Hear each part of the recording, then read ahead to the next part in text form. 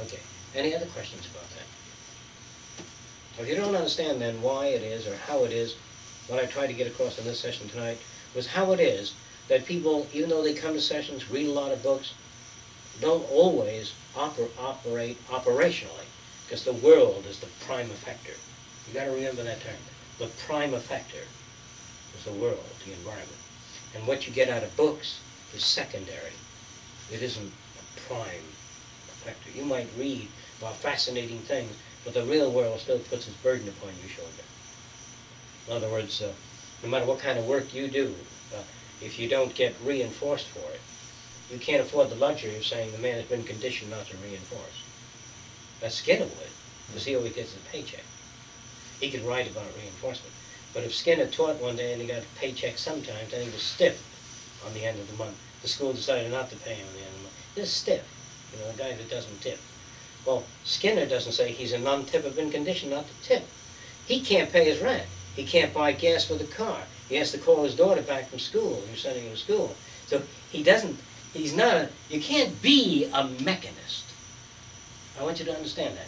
No human being can be alive and breathing and walk into an area where there's toxic fumes and say, look, there's toxic fumes here. There's not a thing I can do about it, so I might as well breathe the toxic fumes, because it's painful and irritating, make you hack and cough. The cough reflex is a result of the toxic fumes. You can't do that. We cannot be so rational as to set aside all things and be logical. Man is a being immersed in an environment. And the sickness of our environment is that we have to live in an insane world and cope with the slight elements of sanity wherever they are. So permit differences on the part of other people, limitations on the part of other people. Don't erect images of perfection for other people. Don't move your standards up too high. In fact, anything pleasant that occurs should be remarkable. You know? and you know, my school teacher only spanked me 24 times this week. You see, this is wonderful. Because we always have, she shouldn't have done it that much, though. See what I mean? We have those expectations that hurt us. The Roman doesn't understand the pain bit. How you can walk in the fire? All right. Let me ask you something. Would you walk across broken glass, 10 feet of it, very sharp, and you will feel a certain level of pain.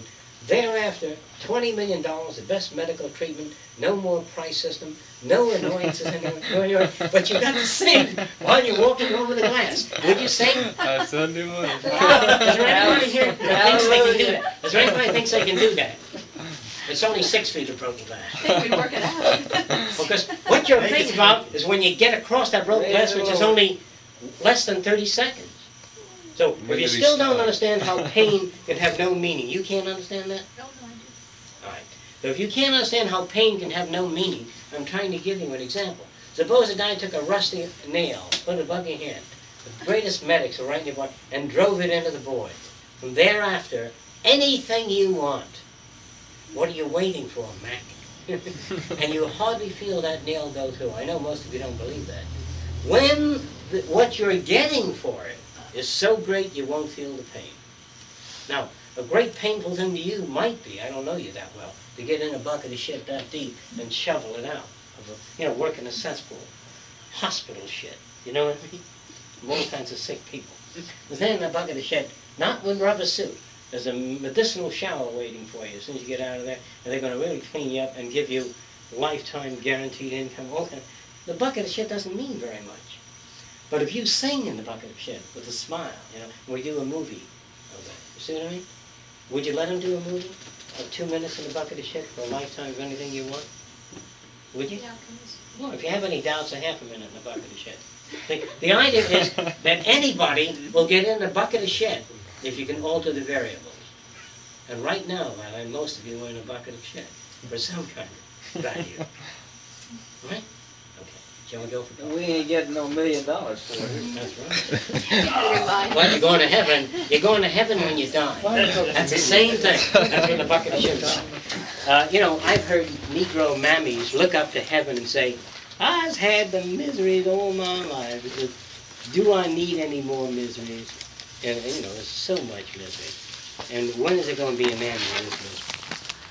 And that's why a lot of Negroes do say, well, his miseries are over when he dies, you see. And this is the only thing they have to look forward to make that pain acceptable. If you took God away from a lot of people, the miseries won't be worth a shit. Do you understand? It's that kind of thing, walking into the flame.